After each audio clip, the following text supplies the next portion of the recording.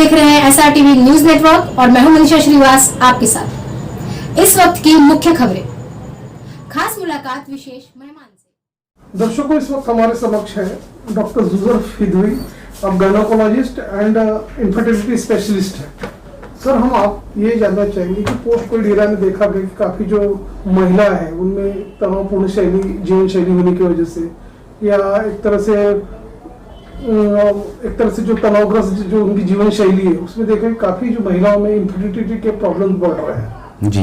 उनको बच्चा भी नहीं हो रहा, ये सारी काफी समस्या को सामना करना पड़ रहा। आप इनफर्टिलिटी स्पेशलिस्ट हो तो आप हमें बताइए कि किस तरह से इस समस्या का निदान हो सकता है, उस बारे में बताइए। अब ये तो ऐसा है कि आजकल महिला अपना एजुकेशन ज़्यादा करती हैं, फिर अपने प्रोफेशन पे ज़्यादा ध्यान देती हैं, जिससे उनकी एज पढ़ने में इंक्रीज होती जाती हैं और जो आइडियल चाइल्ड बेयरिंग एज रहती है वो भी कम, वो जो रहती है वो पास होते जाती है। जैसे अब आप अगर डॉक्टर का एग्जाम्पल ले लें तो वो लोग 29-30 में शादी करते हैं। आइडियल एज अपनी रहती है कि भाई 24 से 28 इयर्स में अपना जो भी अपना फैमिली है वो कंप्लीट कर लें। और आजकल फीमेल्स अपने प्रोफेशन पे ज़्यादा ध्यान देते हैं, ये भूल जाते हैं कि भगवान ने हमको सबसे अच्छा प्रोफेशन जो दिया है मेक बेबीज का, उसकी तरफ ध्यान कम हो जाता है। तो जैसे जैसे एज बढ़ते जाती है वैसे वैसे उनकी फर्टिलिटी कम होते जाती है।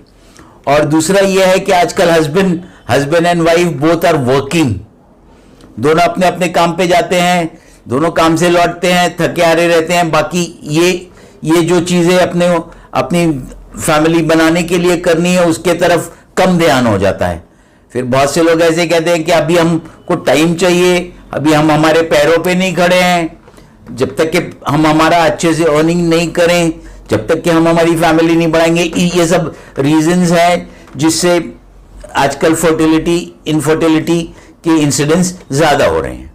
ये भी देखा गया कि आमतौर पे जो महिला है कैरियर बनाने के चक्कर में और डिप्रेशन की वजह से या जो इनकी जो अनकंट्रोल ब्लड शुगर है, डायबिटीज की भी जिनको प्रॉब्लम है, उनको भी इनफर्टिलिटी का सामना करना पड़ता।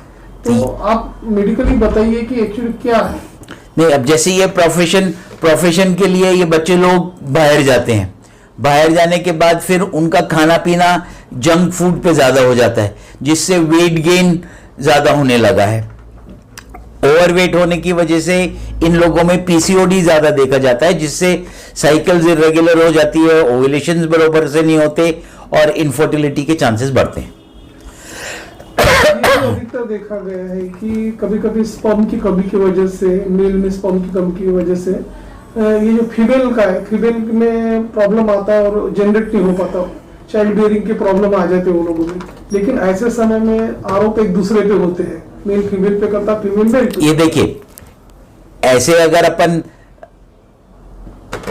आज 100 लोगों की शादी कराएं, ये सब लोग बरोबर से 1 साल तक के साथ में रहें, कुछ कॉन्ट्रासेप्शन ना वापरें और सबको चाहिए कि हमारे को बच्चा हो जाए, तो at the end of 1 year only 60 से 65% विल कंसीव। दूसरा साल बीतेगा तो उसमें से और 15% ऐड हो जाएंगे, 80% विल कंसीव। बच जाते हैं जो 20%, उसमें अपने को फिर इन्वेस्टिगेशंस करनी पड़ती है। इनमें इनफर्टिलिटी के केसेस में 30% मेल रिस्पॉन्सिबल रहते हैं, बाकी के 70% फीमेल की तरफ से होता है। तो सबसे पहले इन्वेस्टिगेशंस करने में अपन मेल की सीमेन एनालिसिस करवा लेते हैं, अपन श्योर हो जाते हैं कि भाई इनकी तरफ से कुछ नहीं है, फिर अपन फीमेल को इन्वेस्टिगेशन स्टार्ट करने की कोशिश करते हैं। और मेल के जहाँ तक के मेल का सवाल है कि भाई मेल का स्पर्म काउंट कम है, ये है, ये बहुत सी डिजीजेज रहती हैं, बचपन में हुई मम्स है, ये है, फिर टेस्टिकल्स बरोबर से डेवलप नहीं है, एट्रोफिक है, छोटे है, उसकी वजह से, यानी जो स्पर्म बनाने वाली फैक्ट्री है उसमें कुछ फॉल्ट हो जाता है, या तो फिर फैक्ट्री भी सही रहे तो ट्रांसपोर्ट में कुछ इन्फेक्शन की वजह से ट्रांसपोर्ट में फॉल्ट हो जाता है, यानी जहां से वो स्पर्म टेस्टिस से निकल के जो स्पर्म्स बाहर इजैकुलेट होना चाहिए, वो ट्रांसपोर्ट की जो जगह रहती है रोडवेज, वहां पे ब्लॉकेज वगैरह रहने की वजह से भी ये होता है। एक लाइफ टाइम बीतने के बाद भी देखा गया कि जो फीमेल को बच्चा नहीं हो पाता, कंसीव नहीं हो पाती हो, तो कई तरह का ब्लेम्स और जो सोशल स्टिग्मा भी उनको फेस करना पड़ता। अब ये तो अपने सोसाइटी में ये है ही कि भाई कभी भी माँ बाप अपने लड़के को कुछ नहीं बोलेंगे, चाहे उसके स्पर्म काउंट नहीं है, उसमें स्पर्म की कमतरता है, उसको स्पर्म है ही नहीं, पर वो सब ब्लेम डालेंगे बाई पे। तो ये तो अपने सोसाइटी में है ही कि बच्चा नहीं हो रहा है, यानी कभी भी ब्लेम डाला जाए फीमेल पार्टनर पे। तो ये अपने यहाँ तो ये सोसाइटी में अपने यहाँ तो है ही है, मेल डोमिनेंस जिसको अपन बोलते हैं। मेल्स को कोई कुछ बोलना नहीं चाहता, और वो बेचारी जो लेडी रहती है, हालांकि उसको पता रहता है कि ये उसका फॉल्ट नहीं है, पर वो किसी को खुल के बता नहीं सकती कि अपने हस्बैंड का वो दोष किसको बताएगी। कपल्स में सर ये भी देखा गया है कि एक ऐसा संभ्रम है कि जिससे वैक्सीनेशन लेने से उनको कंसीवमेंट में प्रॉब्लम आ सकती है, ऐसा एक संभ्रम है। तो इस संदर्भ में आप क्या कहोगे? नहीं, ऐसे बहुत सारे इनफर्टाइल कपल्स हमारे पास आते हैं, पूछते हैं हम वैक्सीनेशन ले के नहीं ले, हमारी ट्रीटमेंट चालू है। तो मेरा उनको ये कहना रहता है, अरे भाई जान बचेगी तो तुम बच्चे पैदा करोगे ना, इसके लिए पहले बरोबर से अपना इम्यूनाइजेशन और ये सब वैक्सीन बरोबर से ले लो, फिर बाद में तो ये बात की बात है। सर कपल्स में पर्टिकुलरली कंज्यूमेंट होना चाहिए, उनकी किस तरह के एक लाइफस्टाइल होना चाहिए? मतलब जैसे मैरिज के बाद पर्टिकुलरली जो मैरिज के बाद का जो ईयर रहता है वो काफी इंपॉर्टेंस रहता, तो उस समय वो लोग डिसीजन नहीं ले पाते।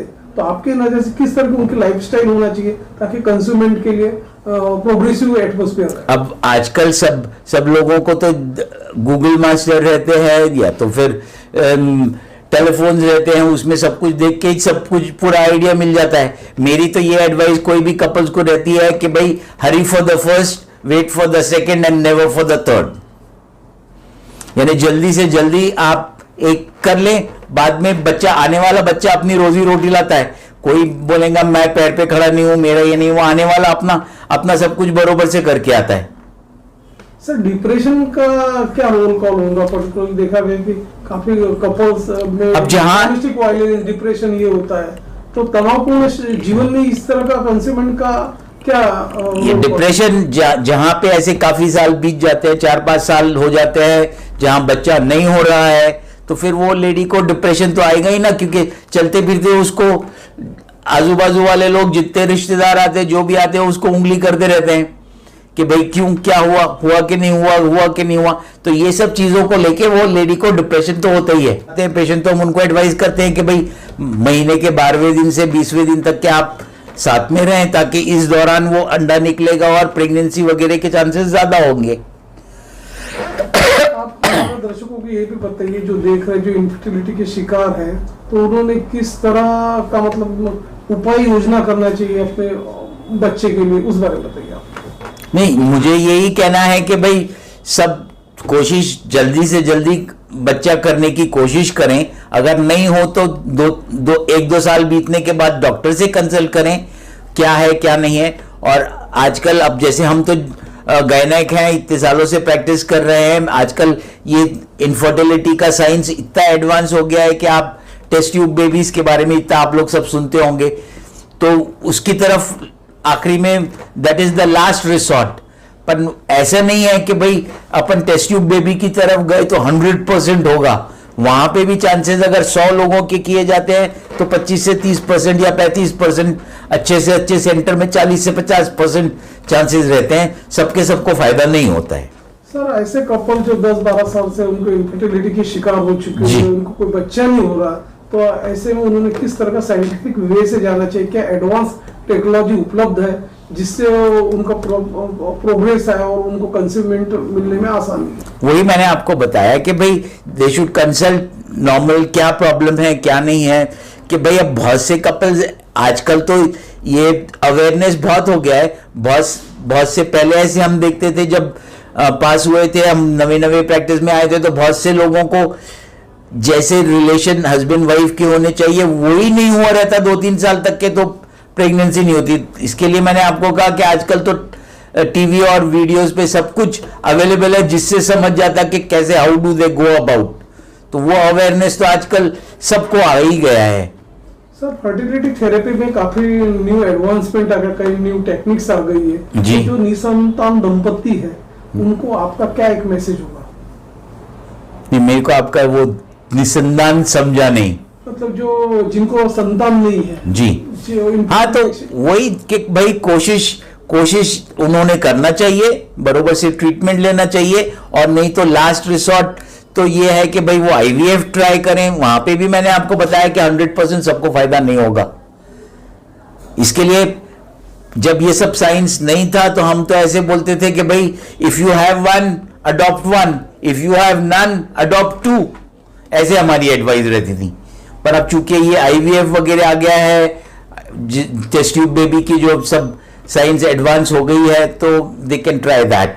लेट मैरिज और कैरियर बनाने के चक्कर में काफी दंपति को संतान नहीं होती, कपल्स को संतान नहीं होती, तो एक आइडियल उनका क्या रहेगा? मतलब कौन से ईयर में उन्होंने एक्चुअली कपल से मैरिज करना चाहिए या बच्चे होने का क्या उम्र? हाँ, जहां पे वो लेट मैरिजेस होती है वहां पे अपन भाई 6 महीने कोशिश हो गई या 1 साल कोशिश हो गई तो अपन ने तुरंत डॉक्टर से कंसल्ट करना चाहिए। अपना टाइम बर्बाद ना करें कि भाई क्यों नहीं हो रहा। जैसे मैंने आपको बताया कि भाई जो यंग एज में हुई है तो वहां 2-3 साल तो अपन उनको ट्रायल देते हैं, फिर इन्वेस्टिगेशंस करेंगे। पर जहां पे बड़ी एज में शादी हो रही है वहां पे उन्होंने जल्द से जल्द भाई 6 महीने ट्रायल देने के बाद या 1-8 साल ट्रायल देने के बाद अपने डॉक्टर्स को कंसल्ट करके अपना ट्रीटमेंट लेना चाहिए। डॉक्टर फिर भी सर आप काफी एक्सपीरियंस्ड और विट्रेन हो इस लाइन में, खासतौर इनफर्टिलिटी के क्षेत्र में। यदि हमारे दर्शक आपको लाइव देख रहे हैं विदर्भ के, उन्हें यदि आपसे संपर्क करना है तो आपका क्या नंबर होगा और कहाँ आपको संपर्क कर सकते हैं? तो वैसे मेरे कॉन्टैक्ट का नंबर है 9823011893।